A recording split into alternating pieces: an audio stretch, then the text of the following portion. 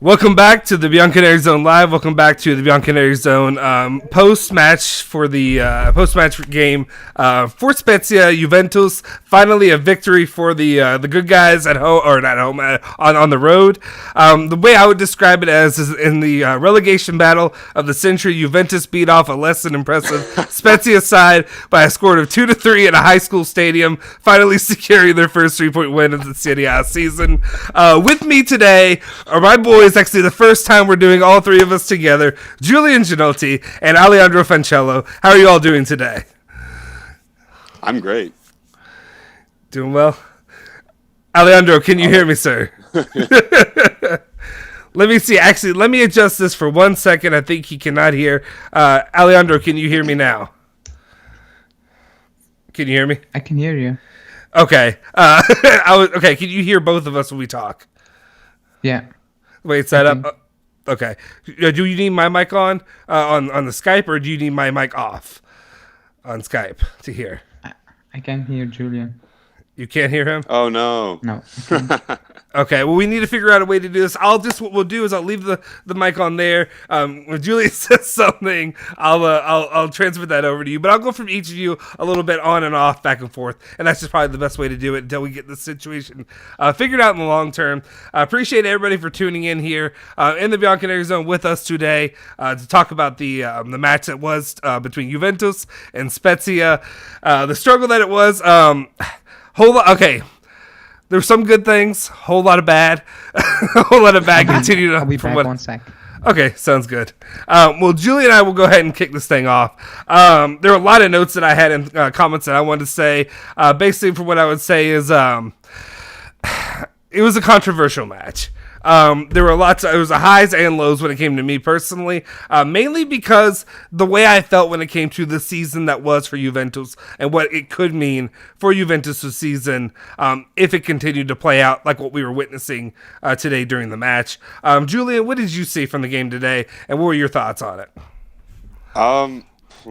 Wow. Like you said, it was a roller coaster. Where do I start? As soon as I saw the team list, I was very sad, disappointed. I knew it was going to happen. Matteo De Sciglio is a Serie B level footballer at this point in his life, at this stage of his career. There's no way that guy should step foot on the field again, especially in black and white colors. Bentancur, so bad. Rabiot, so bad. McKennie, so bad. Federico Chiesa, lifesaver. Just, again, we were saved by individual performances, and in a game against a team like Spezia, you expect that only because the talent level on one side is so drastic compared to the other. But by no means do we play well as a team. Well, I guess one of the questions I had, or one of the main points when it came to this match and the way it played out was basically, okay, first off, as soon as the game started, the one thing I could see is a difference in the way teams are playing Juventus and the way that used to play Juventus. Yep. You literally go out there, and I feel like every single team can smell blood in the water. That's how I take it as. Every single time they come out there, they don't respect Juventus. They don't respect them. They're not scared. Before there used to be things where, no, they shouldn't be. But at the same time, that's what it used to be. You used to feel like there was part of that. Whenever you're what we call it here is like a blue blood of the sport or something like that. You know what I mean? That you get some sort of respect. Juventus is not getting that respect right now. Juventus is getting out there and getting bullied. Their players are getting out there and getting bullied by crap players. No offense. That's one thing I'm going to say. I saw some people overall giving a lot of positive comments after this match. There's positives. There are definitely positives to be had from it. But the one thing I want to say is, and I don't want to get blurred, is Spezia is a crap team. Spezia is not a good team. So there's not a lot that I'm truly going to be happy about, or I'm not really going to pat a lot of people on the back for their performances today, because even if you made a life-saving, okay, Szczesny. I'll go ahead and just get into it. I'll just go ahead and say Szczesny. Even though he made that big save at the end, I don't give him a lot of credit because it's freaking Spezia. You only had to move your ass a couple times the entire match. You got to the very end of the game, literally, and I'm going to throw this out there before I give the mic back to you guys. 3 shots on goal, 2 goals. That's what Spezia had. Literally, I think Juventus had. I want to say earlier it was like 25 shots, but then they had one goal at that point. That was before the comeback ended up coming. Anyway, just a bunch of nonsense. You barely had to move your ass, and you couldn't stop 2 of those goals. I understand not all of them are his fault, but you barely had to do anything at that point. Alejandro, can you hear me now? Are we good? I think your mic's muted, Alejandro. You might be muted. Guys. Okay, I appreciate it. Guys, if you're new here, hit that like button, hit the subscribe button. We appreciate everybody joining us today. Alejandro, what are your thoughts on the match what you saw today against Juventus or against Spezia for Juventus? As like I said in the preview, it's gonna be ugly, but we needed a win. Just get the 3 points somehow, and we did it somehow because it wasn't looking great.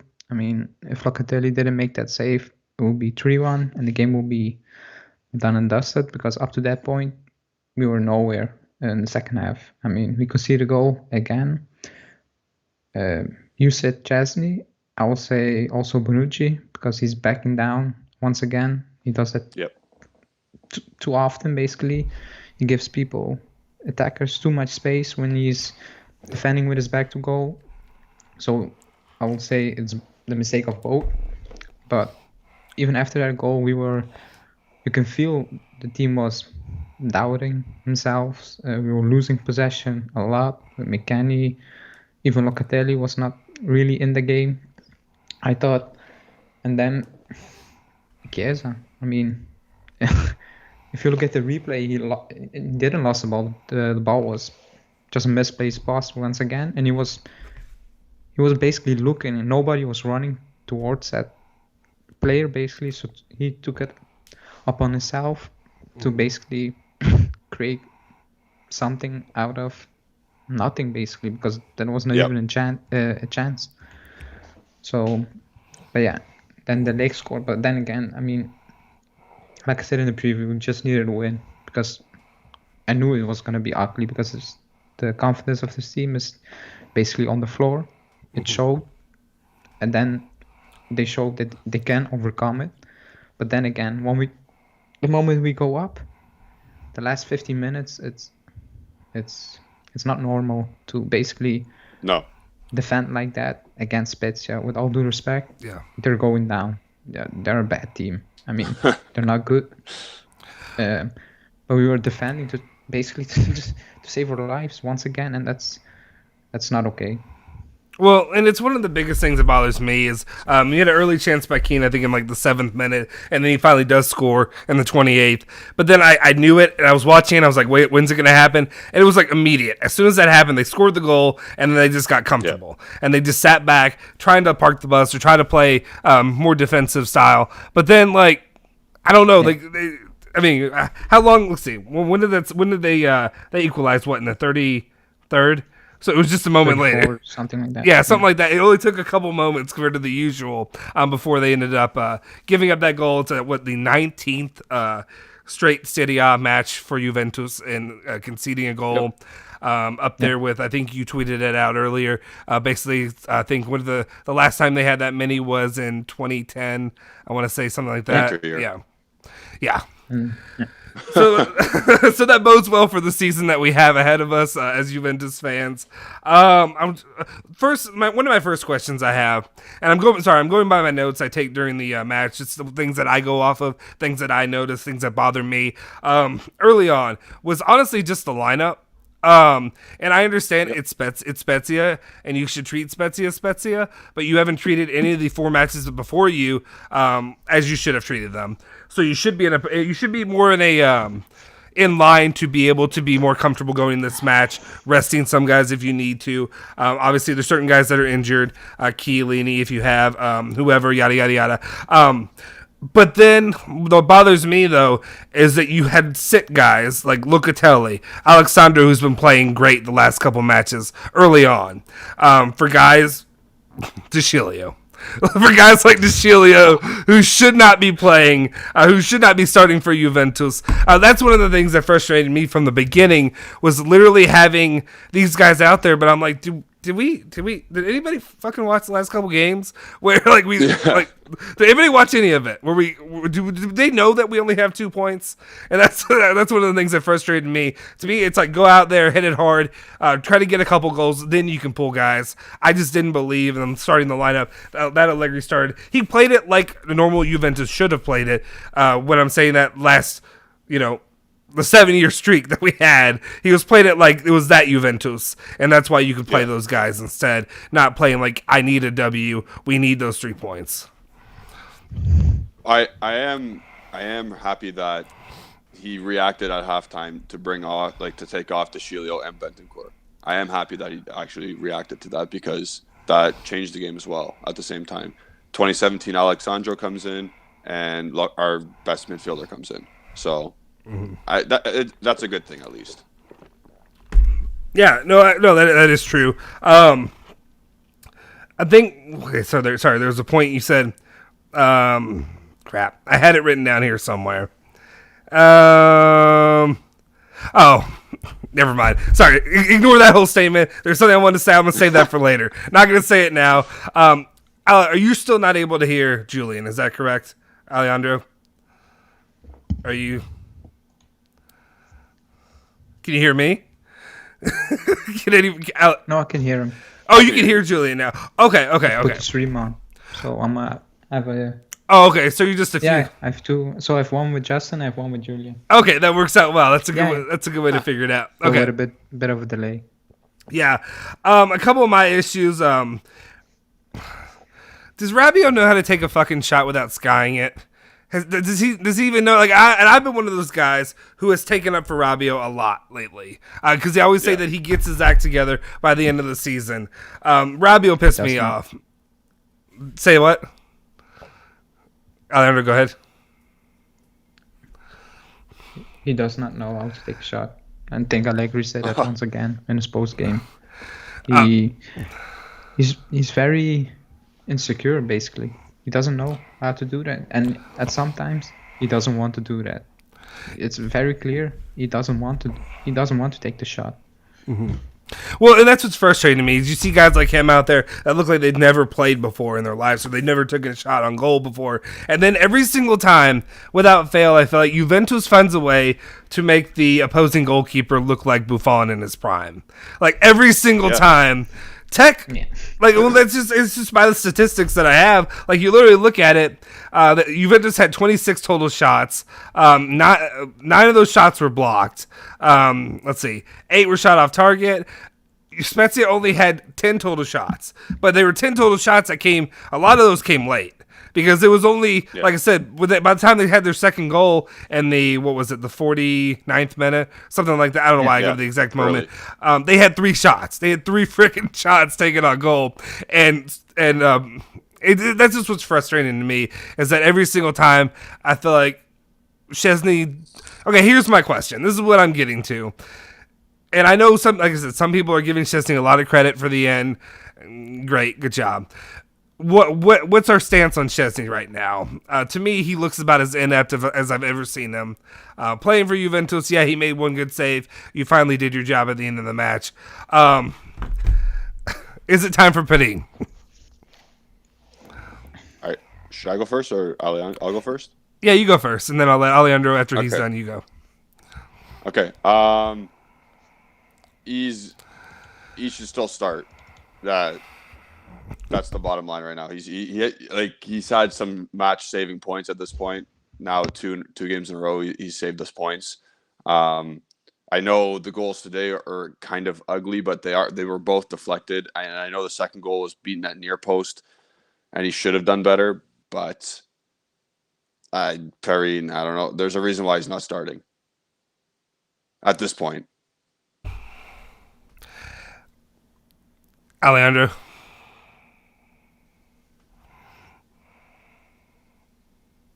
Your mic. Muted. I will say with Szczesny, because I don't rate Perin at all, and he might come in and give you that.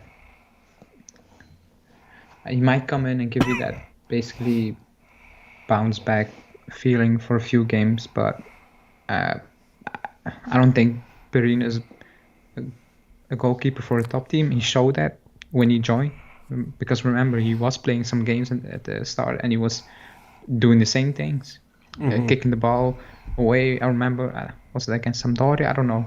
You could see it very late, and it was because of him just misplacing a pass, and they scored. So he was, and after that game, we almost never saw him again, or not that often, basically. Yeah.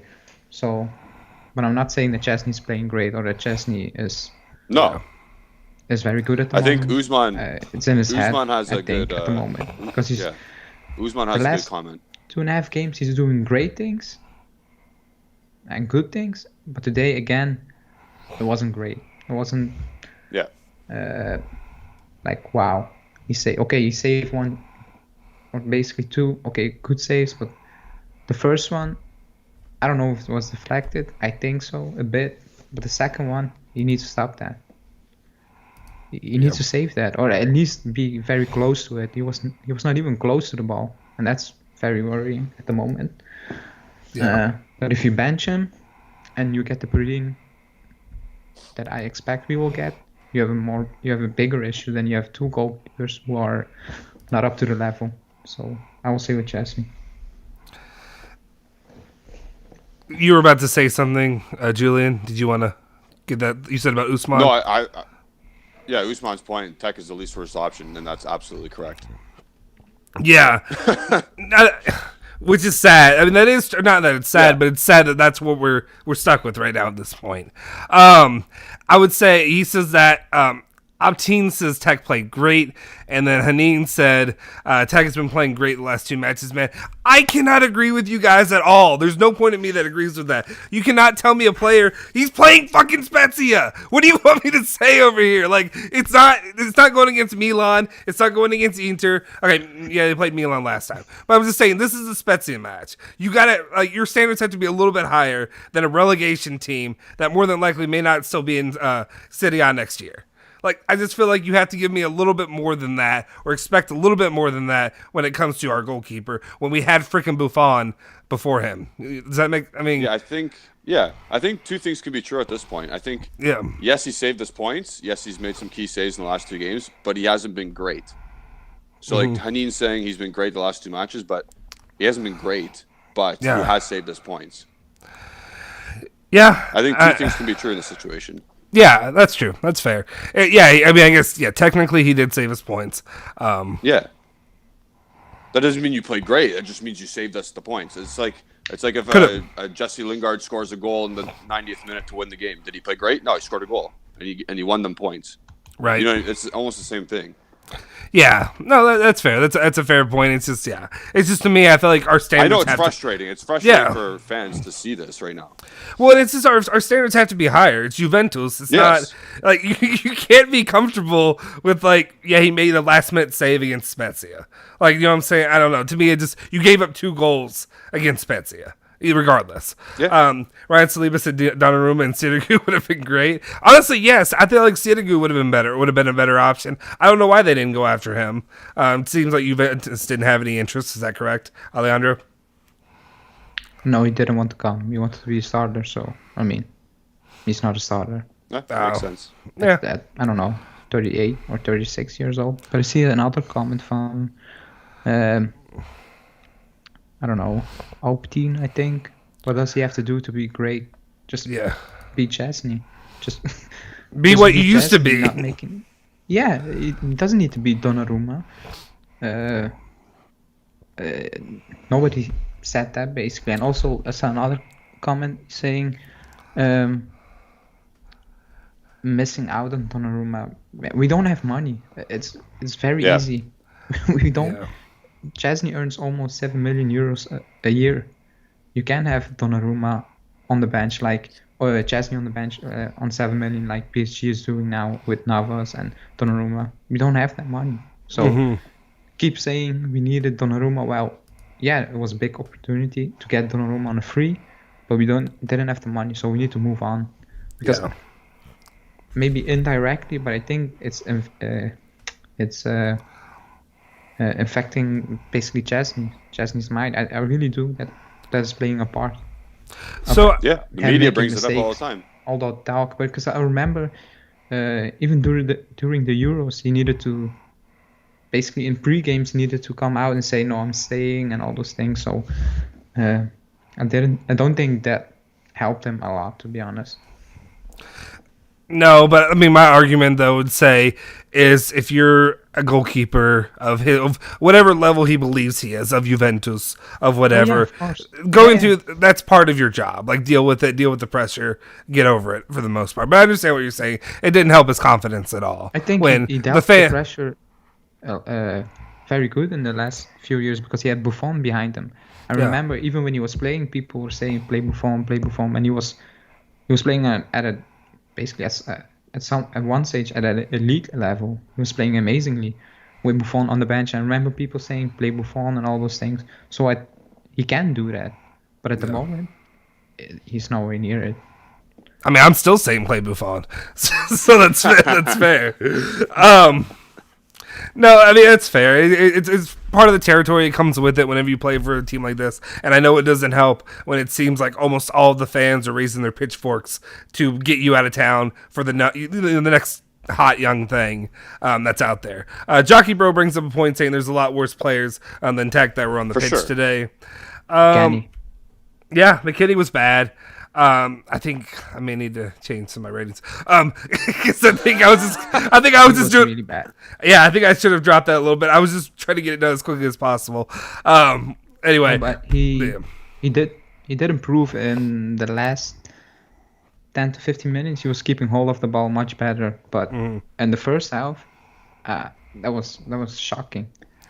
Yeah. That was really bad. He had one shot. He just needed to hit the target, and I think the ball went out of the stadium. If you don't take those chances, I mean, and then the most frustrating one was in the first half. Dybala gives him a very nice ball. He had all the space, all the time in the world, and he wanted to play him straight back to Dybala, who was basically already past the keeper. He had no awareness what was happening around him in the first half, and it was at times very frustrating. Yeah. Usman, I appreciate it. It doesn't count for anything, but I appreciate it. He just said that he's an 87. That's true. He's like the highest rated keeper in Serie A. So it means very little to me, to be honest.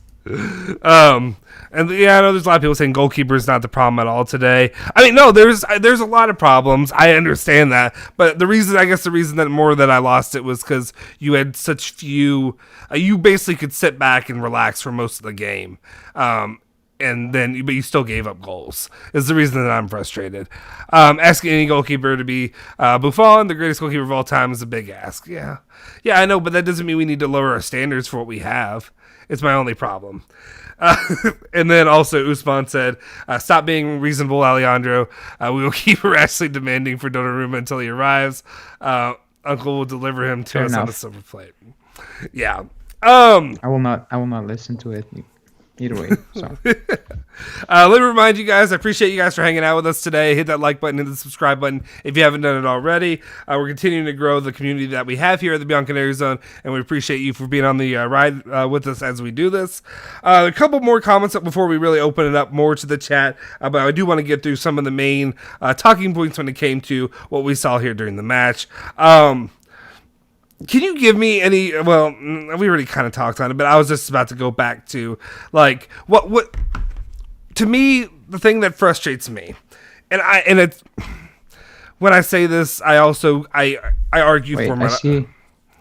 Yes. I see a comment from Tariro saying Julian predicted right about getting the late goal. I said Keane and Chiesa, so I got two. We were both right. You got one. That's awesome. Did you guys see Allegri laughing before the final whistle? It's like he just defeated Bayern. It might be more of a laughing out of like frustration than anything. I don't know. I feel like some people buy too much into it. There's a sarcastic laugh that coaches have, and I feel like Allegri, better than anybody, exemplifies that kind of like mindset and realizing what he's dealing with. I don't think he really is celebrating beating Spezia for the most part. I think Anyway. at this point he was. I can't blame him. You got this is your 5th game in. You got 2 points, and you haven't won a freaking game left. So So I definitely understand that, and it makes sense to me. Some of the points there were things that were frustrating with me seeing. Like I said, basically Spezia not being scared, bullying, disrespecting players like De Ligt and Dybala out there. Were completely getting bullied left and right throughout the match, which De Ligt was a little bit more surprising to me, just to see him a couple times taking on the chin a little bit. But then I was happy to see him get that goal in the second half. Can you make sense of me, Alejandro? Maybe you're the reasonable one here. Not that Julian's not, but anyway, makes sense to me the starting lineup that we saw today, to starting the players that he did over Locatelli, Alexandro, whatever have you. I guess Moise Kean over Morata, but then also having Moise Kean in there being one of the only guys that I felt like has a killer instinct when it comes to being an attacker, and then pulling him when he's the only one who had made anything. Does that make okay? Yeah. The substitution with Morata, I also didn't really get because we needed goals, so I was a bit surprised by that. And then at another point, not really because it's Allegri. But the lineup is basically how we expected it. I think we went over it yesterday with Julian. It was McKennie or it was Rabiot and Bentancur. We knew that. I think Allegri said that in his preview or in his press conference that Locatelli needs a rest, which is weird because Rabiot and Bentancur are playing more games than Locatelli at this moment in time. So I think that was a bit weird, to be honest. I was a bit surprised with De Sciglio. I didn't expect him to start. But wait, I will praise Allegri because he made 2 substitutions at halftime. He didn't waste time. And it was 1-1. It was not like we were losing the game. And normally he will wait much longer to... like the 60th, 70th minute, something like that. So we did that at halftime. So I will give him credit for that. Even if it didn't... Even if 5 minutes or like 4 minutes in or 5 minutes in, we were basically losing again. But I do give credit for making the substitution because, oh boy, they were needed. Yep. Because, like I said, McKennie was the worst player, but he stayed on. So that was a surprise for me. He pulled Bentancur, who was also not playing great. He could have pulled Rabiot. Just pick and choose basically at that point because they were all bad, to be honest. Yeah, it didn't really make sense to me that he didn't pull McKennie at any point. Yeah, I was surprised. I'm a bit mad. Yeah, unless he just wants him to work out his problem, on the field. But I don't know if he really did that, to be honest. The Vid says Julian's looking so cute today, so appreciate that. I think Julian appreciates. He is married. The Vits. I don't know. Is that something you know? Is that a relative? I'm pretty sure it's I know exactly who that is. It's my wife's cousin's boyfriend. Oh, okay. And Jeremy says, "Ciao, guys. Y'all be looking good." Okay, sorry. Can I take a time out for a second? I just need to vent for a second. I pulled the trigger. I'm a degenerate gambler when it comes to match days, European match day fixtures. I had a 14-game parlay today, and PSG was tied up until the 95th minute. And I cashed out early, and I got a $5 win when I could have had almost $400. So I'm pissed off right now. See, continue. Sorry. No, actually, I would love for future podcasts and not podcasts, the daily lives and stuff we do. I need to know more about your degeneracy and the different issues that you suffer, and I want to keep tabs on how much you lose because that actually is something I didn't lose. That's no, okay, yeah, you won. I cashed out and I won. It sounds a lot like you lost $395. Is what it sounds like to me. I lost out on $395. I gained $5 though. That's fair. What were you saying, Alejandro? No, to me it sounds like he wanted that $5 more than basically hoping for $400. Doesn't make sense. You need to take chances. like Allegri did today. Yeah, I with should his have. lineup Yeah, and with his 100%. substitution. Yeah, Come on, it sounds. I think honestly, it sounds gutless to me, but that's fine. Yeah. That coming from the guy who doesn't want to play 4-4-2. Yeah. Right, play it safe. Yeah. So there's a big topic I want to bring up, and it's a difficult one. So it's a touchy subject, but I feel like it has to be touched on, and that's the issue that was reported after the match, basically being that supposedly Moise Kean dealt with more racial issues following a week later after Juventus fans supposedly there was a group that chanted some racist comments at Maignan for AC Milan. Yep. This is not a new topic when it comes to Moise Kean. This is a terrible joke to make, but I would be interested to see what Bonucci had to say about this, about what happened today. I'm sorry. It's unfortunate. It's 50-50. What? Oh yeah. Yes. But there were talks about some racist comments made at Moise Kean's direction after he scored the goal, I guess, in the 28th minute. It's an unfortunate part of the sport. It's unfortunate because it shouldn't be a part of sports. I guess we can say and get this out of the way to begin with. Obviously, racism has no place in sport, has no place in calcio, in Serie A, and it shouldn't. It's unfortunate, though. I mean, but is it surprising that people who are fans of teams are assholes? Like, that doesn't surprise me at all. If you play here in the United States, people are a-holes. Usually racist stuff isn't as blatant and common, but in different areas that happens a lot. Do we know any other information about that? I will say it didn't seem that anybody reacted in any crazy way, but it was just one of the latest reports that I felt like we needed to get out there and get out of the way and just kind of, give our, daily opinion of it doesn't belong in the sport, Yeah. And you basically said it doesn't belong. It's going to happen though until the FIGC does something about it. It's going to continue to happen. I think Mike Maignan made a great statement. Yeah. After what he received on Sunday, I can't remember exactly what he said, but like he's saying like I stand above it, whatever. I just move on with my life. There's no room for it, which is 100% true. There's no room for it at all. But he said, like he's more than that. He's more than that. He's a mature person enough to understand what's going on. Yeah. Although he shouldn't have to. It just shouldn't be there in the first place. No, he shouldn't. And that's one of the things that confuses me the most, especially like even we'll talk about our own fans, the Juventus fans that may have done that at Maignan. Like, how are you doing this when you have Quadrado, you have McKinney out there, you have whoever these players are, and yet you're doing it. Yeah, Moise Kean. Yeah, it doesn't make any sense. Like, I don't know. I don't get these. I don't understand why that's something that needs to be said or done in general. But anyway, just want to get that one out of the way because that one's always, it's always a touchy subject, but that one had to be talked about overall. Let's jump into some of these chats and see what people are saying in here. There was one comment. Let's see.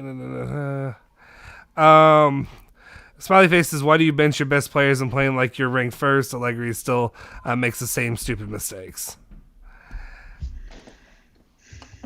I think me and Ali went over this on playing 4 games yesterday. 7 days. Yeah. 8. He chose to rest you need to rotate, players. even if you're. Yeah. Go ahead, Ali. Sorry.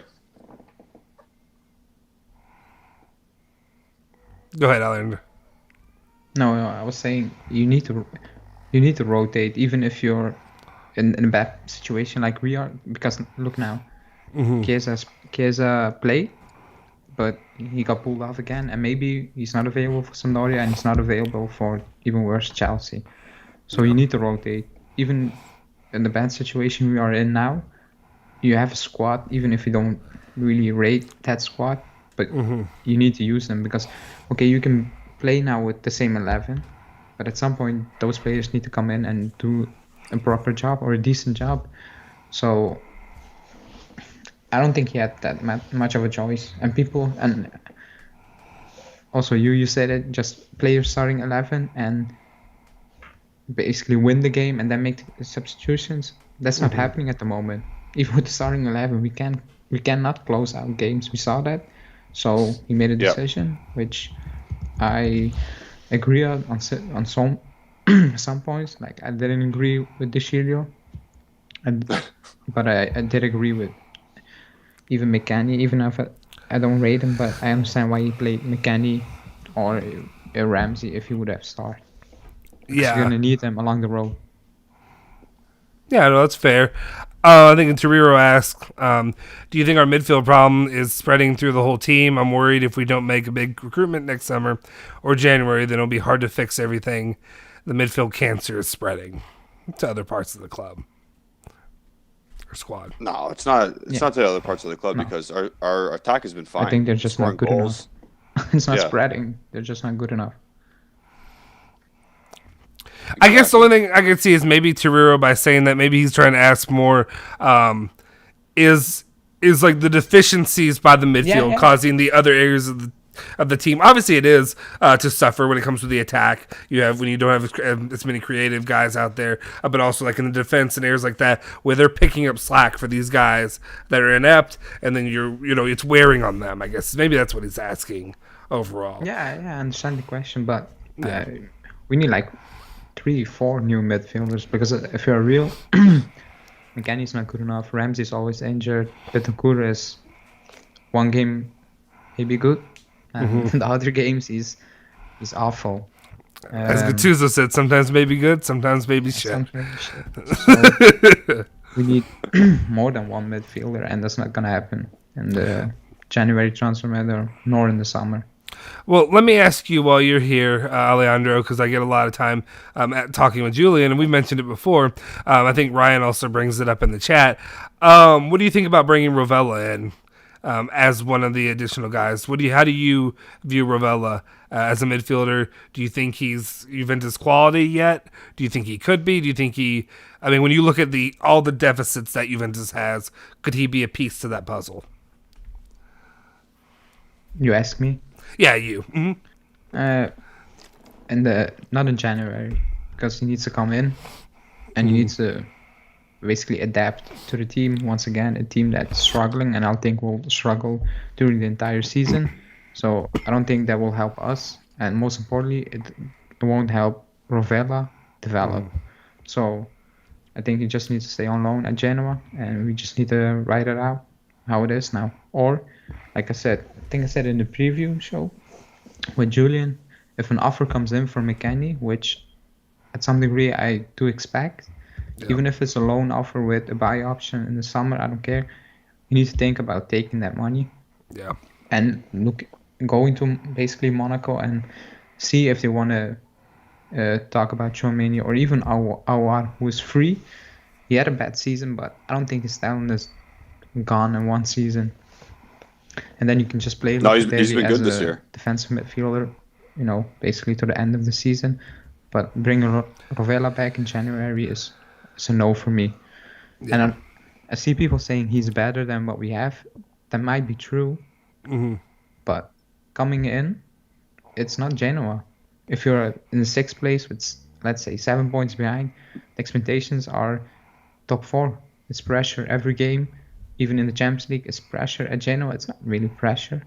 Yeah. I mean, relegation pressure, but that's not the same. If they go down, they go down. I mean, it's not the fan base. They don't have the fan base we have. So the pressure at playing at Juventus is much higher. Yeah. Well, it could be great so far this season. So. Yeah, and I mean, it just makes me wonder if it could be a similar situation. I'm a proponent. I believe I'd like to give Rovella a shot. Doesn't mean it has to be this year. We could wait until, like you said, next summer to bring him back in or to bring him in. But I guess overall, it could also be a situation to monitor. I know he's your boy Julian, but could it be another Kulusevski situation where he looks like a star player for this one team, and then he comes in and it's not the same at Juventus? Not that he won't. Kulusevski will get there, but I'm just saying overall, where it could be some growing pains, and I think that's normal to expect at Juventus anyway. I think it's a little bit different in that aspect because as a midfielder, you're not expected to score so many. Like as Kulusevski's an attacker, correct? And he provided like almost 20 goals and assists in that Parma season, and that's why Juventus fans were so hype about him, right? And he was on fire. He Yeah. can contribute goals. Yep. As a midfielder, you're not expected to produce as that much. So I don't think the same expectation will be on Ravella. Ravella, good performance is being neat and tidy on the ball and playing good, whatever Allegri wants him to do, whatever Allegri wants him to be, right? Mm-hmm. Something that McKennie doesn't do, for example. Yeah. Yeah, no, that's absolutely fair. Just something I want to say, just wanted to see about, comparing those to that for the future.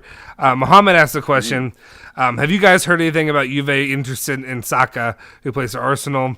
It's a left wing, and what bothers me is why they don't focus on midfield when our weakest points, 15 million he costs. You're on mute. The rumor was not true. I mean, the rumor was 50 million euros. Arsenal's not selling Saka for 50 million euros, even if he's going through a bad patch at the moment.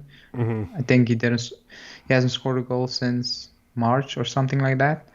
But he's still very talented. They're not selling them. That's one. And two, he's a very young English player. He's not leaving England. So, yeah. Okay, no, that makes sense. I'll go ahead and answer this question. Usman asked, just no. Basically, he was asking, should Juve axe the midfield next season and bring in Rovella, Fagioli, with a Rovella, Locatelli, Fagioli midfield? Sound good? No, it does not sound good. Juventus. Fagioli, Rovella, and Locatelli is not a Juventus midfield. Like, anybody disagree with me?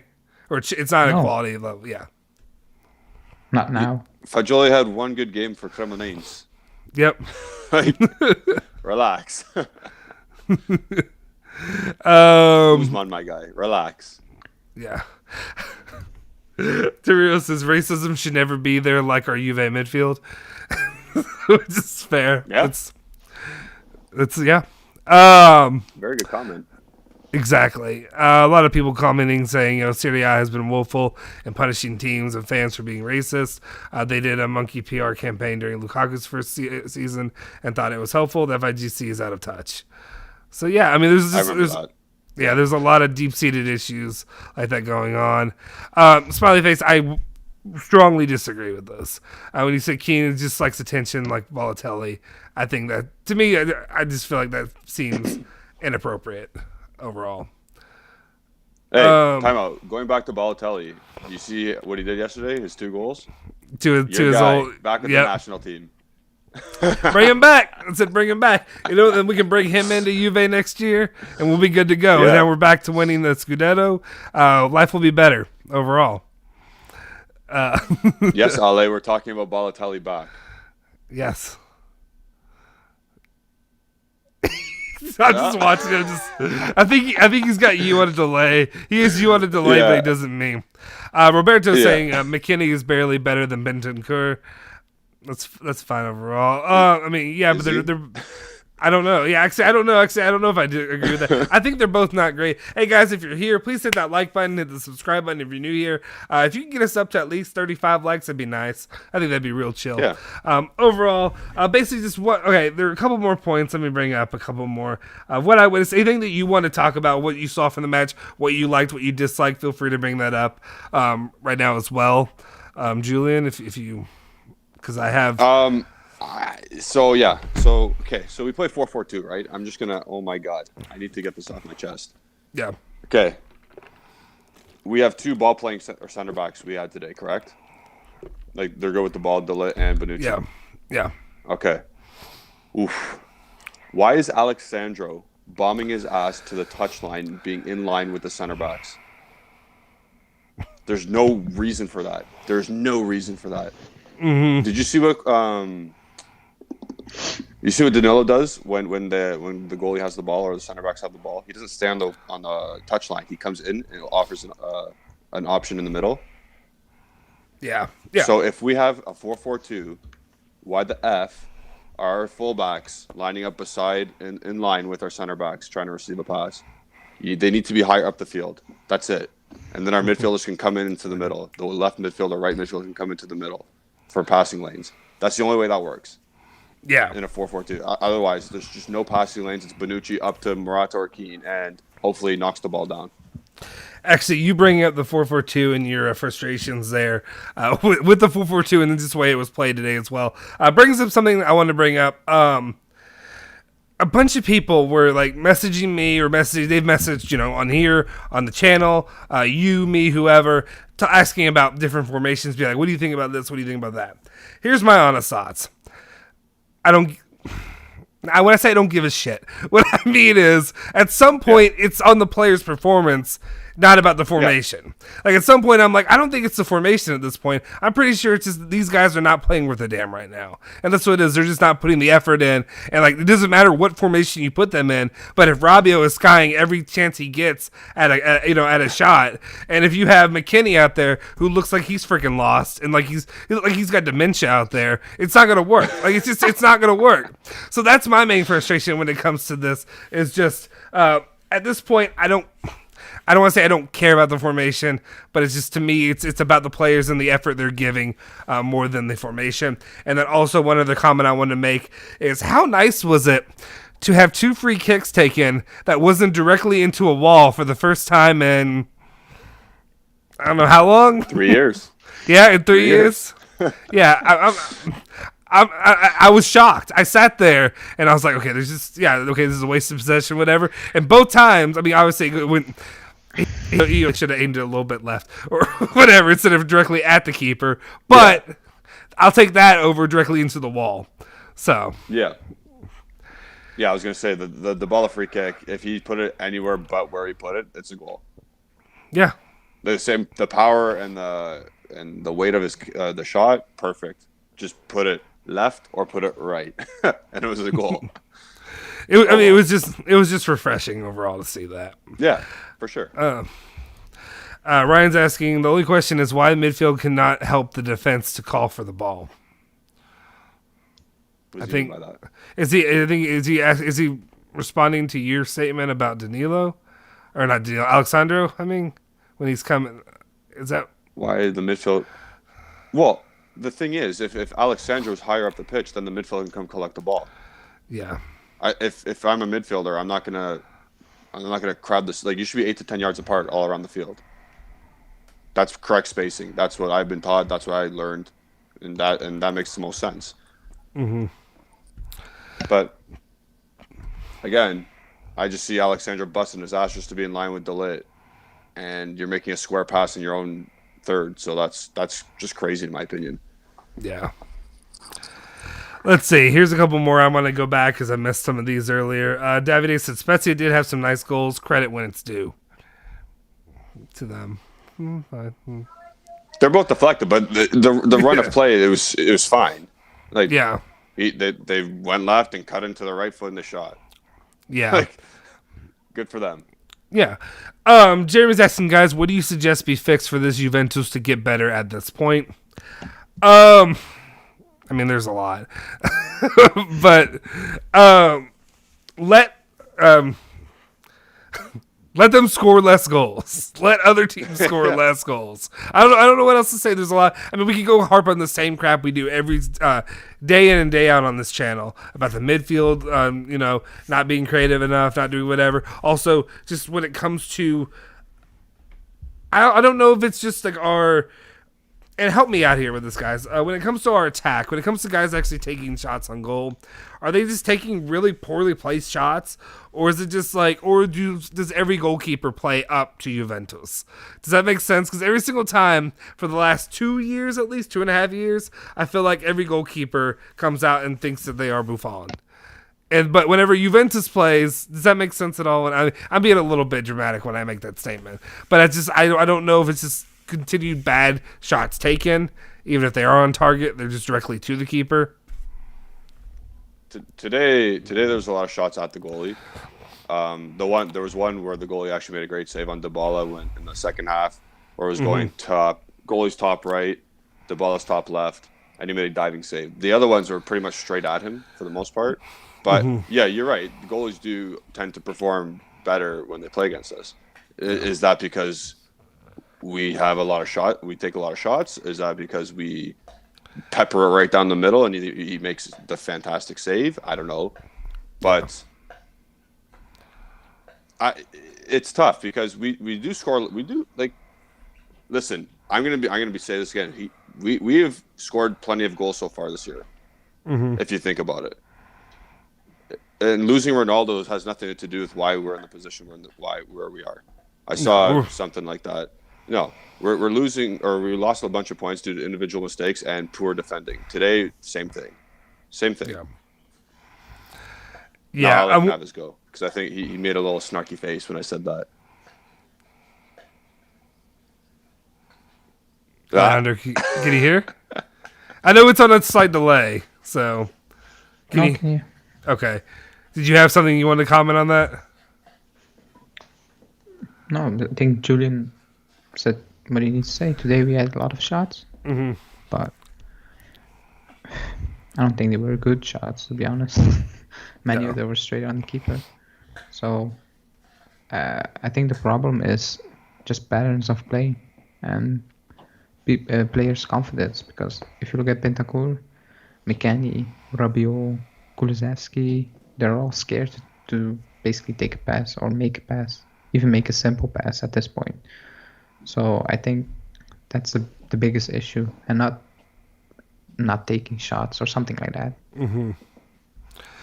No, that's right. That's one of the things that frustrated me. I felt like in the end it ended up being 60-40, but I felt like for the most part Juventus was dominating possession, and it's just every single time it seems like the other team gets possession, they have such accurate shots or accurate attempts or attacks. They make use of that little bit of time that they have, and Juventus just seems to waste most of it. Either moving. Okay, wait, help me, because I always think I say the wrong one. Vertical. Okay, when you say vertical or horizontal, is horizontal like if you're moving the ball? So if you're moving it vertical, you're moving it left to right. Horizontals left to right. Verticals straight north and south. What I'm saying is when you say it according to Calcio for football, is it from the point of view of like the team toward goal, or is it like it's a fan from end to end? Does that make sense? So like if I'm looking at it and the team is going left to right to score, like the goals on each side, make sense? Yeah. Okay. So it's still vertical play. It's still vertical play. You need to go forward. Yeah. So it's vertical. Is it vertical toward goal or is it horizontal toward goal? Does that make sense? What I'm asking? Whoa, no. What? See, okay. If I'm a fan and I'm in the stands and I'm looking at the game. Yes. What part of the stands are you in? Because you can move behind the net. If I'm at the half, the midfield. If I'm at the midfield mark, okay. Do you say it? Do you say it as a player? I guess as a player. I guess you say it as a player. Then forget the fan. Throw that out the window. So I guess as a player, when you say it, does vertical mean toward goal, or does vertical mean okay? So vertical horizontal. Goal. Yeah. Okay, got it. Left to right, switching the play. Okay, I just wanted to make sure because sometimes people say it by the way that they map it out. Got it. Never mind. Yeah. Okay, there's a lot of horizontal play. It's starting to creep back in, is what I noticed. A lot of just moving it around the edges and doing nothing with it. That's the main point that I was trying to get to. No penetrative passes is what you're trying to say, correct? Yes, exactly. That's what I was trying to get through. But anyway, I've actually been trying to figure that out for a long time. I was like, wait, is it horizontal or is it vertical? Sorry. Yeah. Ignore me, guys. That's just a bit of stupidity on my end because we don't talk about that like in other sports. At least you don't say it that way. Let's see. What else we got here? Let me get back and get to where we are now. Okay, sorry, I missed a lot of the new ones. I did not see there were a lot more new ones that came in. All right, Justin, I think because there are no established roles within the team, hence why everyone looks confused, I think Allegri needs to assign roles. I mean, You should. You have to imagine he's already attempted to do that at this point. If he hasn't, then what are we doing? I don't know. I would imagine he tried to, but if they're not processing it well, then that's the issue. If they don't know how to implement it, I guess is the word I probably should use. Ryan says no in general because at some moment Bonucci or De Ligt cannot find any midfielder to pass to him, so they have to pass to the defenders. Okay. I think that's my comment. Yeah. Yeah. But at that point, I won't get into it. Get into it. Okay. Yeah, I'm here for it. Okay, so the defenders move up, of course, right? They have to, and then our midfielders, whether it be Locatelli, whether it be, I guess today was McKennie on the right hand side, and then Chiesa, they have to tuck in and come collect the ball, and so they get behind defenders, behind the line of defense, and collect the ball on a half turn. It doesn't work if what's the point of having 4 guys flat in a line at the back? No. There's no point of that. The spacing's not good enough, and you have 4 guys behind the ball when you have possession. It's not productive. Yeah. Thoughts on this? Luis is saying we should sell Dybala. Well, we can't. Okay. Yeah, that's true. That's true. Okay, I guess what he means, I guess we should let Dybala go at this point, which to me would be also a mistake because it's a lot of money you're leaving out there. It doesn't make sense. I know people just don't like Dybala sometimes, but it just doesn't. It would not renewing him does not make sense to me at all. It's because they're gunning for text. Right, hold on. Go ahead. I never heard Ale's true position on Dybala. That's true. Now we can expose him. Yeah. I would like to hear your true position on Paulo Dybala. What? Before you go. Wait, what? We wanted to hear your true position on Paulo Dybala. Yeah. So, I think he needs to stay because... wait. He needs to stay because I do think he's a good player, even if he's a bit all over the place last year and a half, basically, with injuries, with good performance, then a bad performance once again. But you can't lose him on a free. That's one. Also because you don't have money to replace him. So you either just pay him the 10 million euros, what he wants or what he's asking for, or you let him go on a free and you replace him with, I don't know, who, because we don't have money. So that's basically that. But I do like him because if he's on his game, because against Milan he was great. I think today he was okay. He wasn't special, but if the team is struggling, he's also struggling. That's obvious. I mean, but you can't lose him on a free. That's the easiest way to place it because we don't have money to replace him. Who's gonna? Oh no. It's an issue whenever you do Skype. It's gonna happen.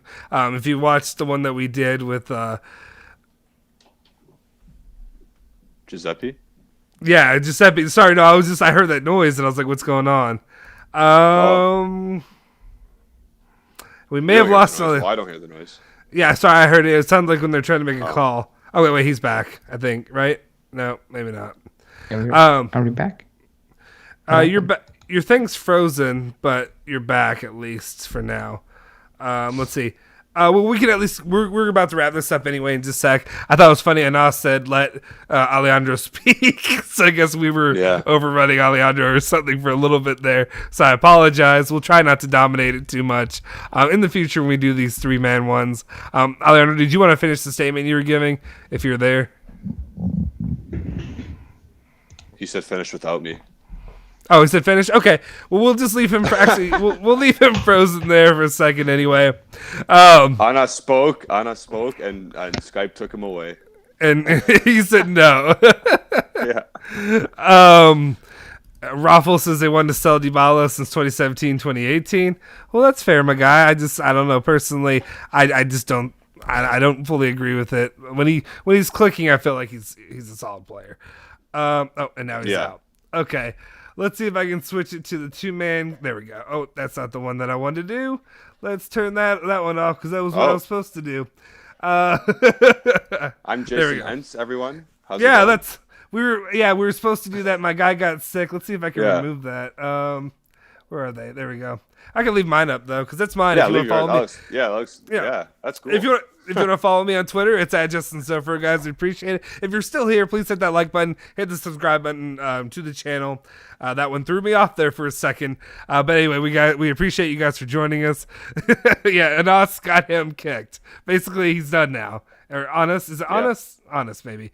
Because we had a player for U of L that was Honest, and I think everybody always said Anas because they said it wrong.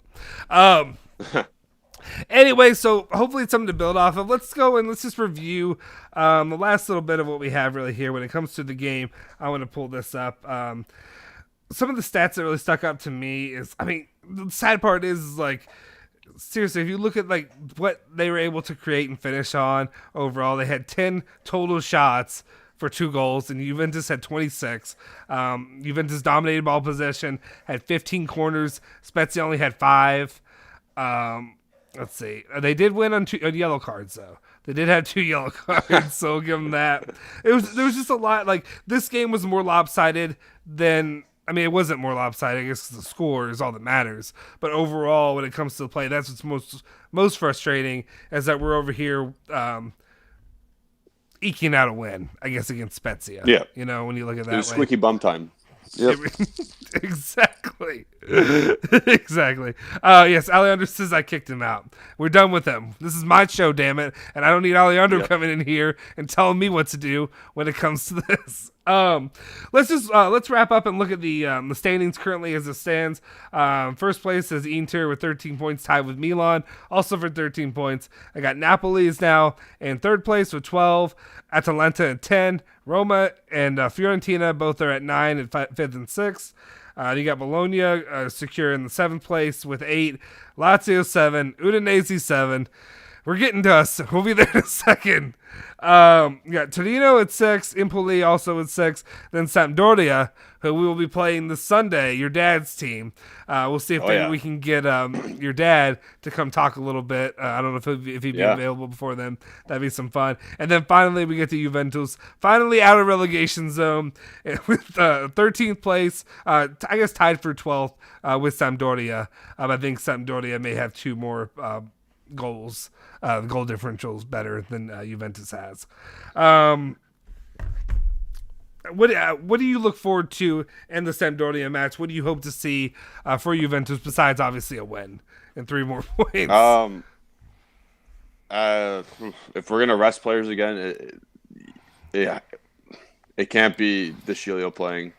I hope Dele gets to play again on Sunday, only because I want Bonucci to have a rest. Because to be honest, Bonucci was not good today at all. Besides his passing, but his defensive ability and his organization was horrible, just horrible.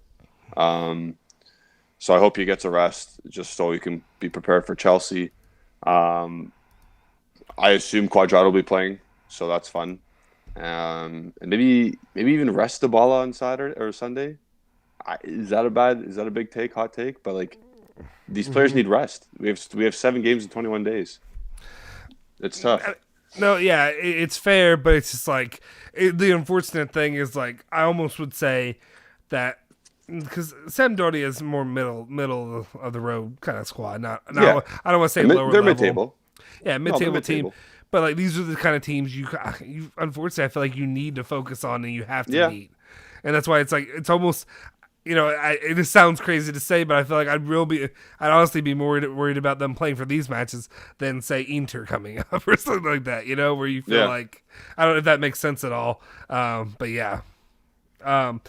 Rip on Rose says quite a number of our midfielders appear to be average. Overall quality of Juve is declining, and we're losing control of games. Small teams are not afraid to have a go at us. Yeah, it's a lot of what we talked about at the beginning, where literally there's no respect when it comes to Juventus.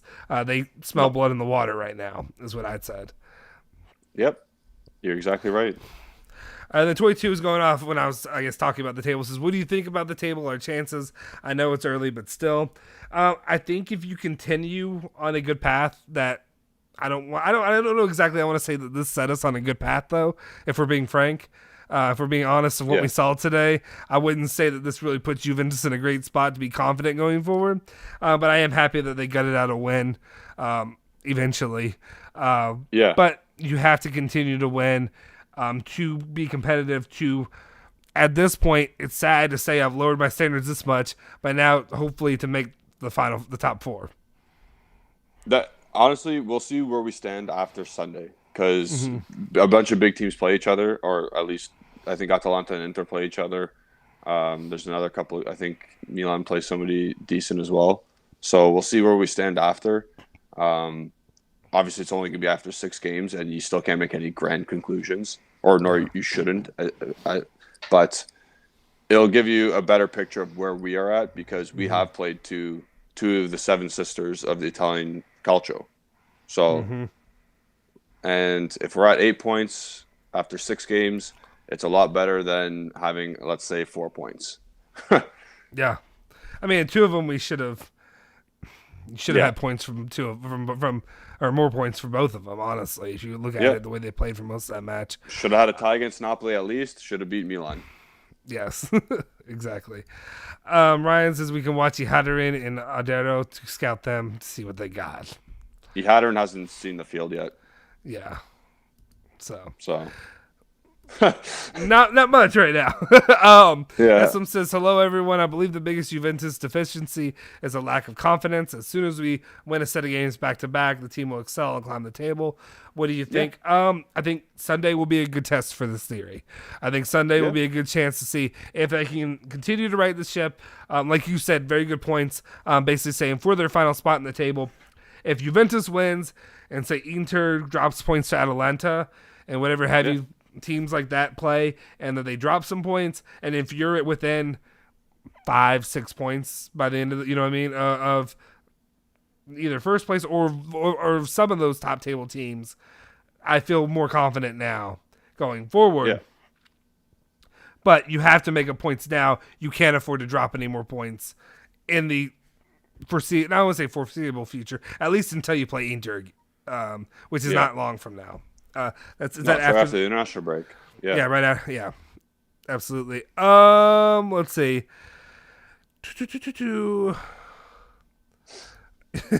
I'm sure Bruno will have comments for this Sampdoria game. Who's your mom cheer for? I'm sure he will. Who does she cheer for? She doesn't give a shit. Oh, she's my biggest fan. You know what we'll have to do? We'll have to get your mom and him on there, and we can just have them all talk. Do you want to hear a funny story about my mom? Do you want to hear a funny story about my mom when she watches sports? I hope she's still listening.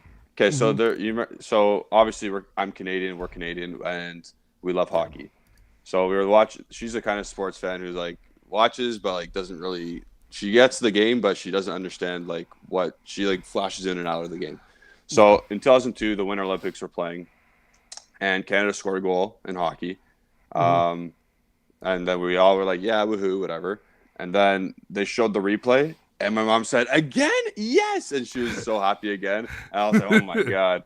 But yeah, so that's the kind of fan. Like she's there, she supports it. Yes, good for her.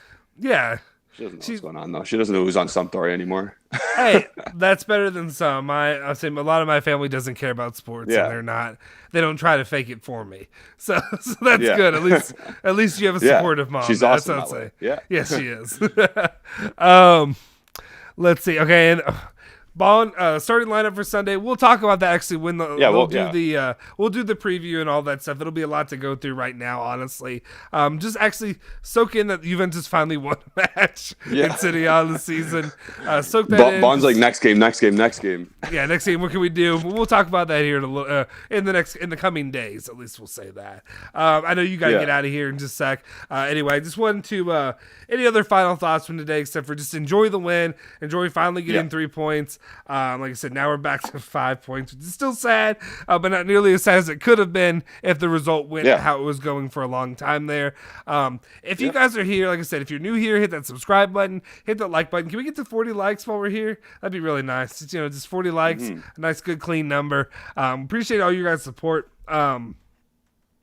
my final thoughts, what I'd like to see going forward is, I think what some people were talking about, I think what Juventus really lacks, and it was Islam, or I apologize if I say it wrong, was saying the lack of confidence that Juventus has, and that's what I want to see going forward, is some built confidence in the club going forward, especially when you have guys like Moise Kean, like Alvaro Morata, guys that are attackers, guys that have to be confident in what they're doing, otherwise you're going to get haphazard shots that are easily saved. Dybala is another one. I want to see them actually going and attacking and having confidence in their attack, showing a little bit more aggression and that killer instinct that I like to see, instead of more of haphazard laziness or stagnant. Yeah, just insecure shots.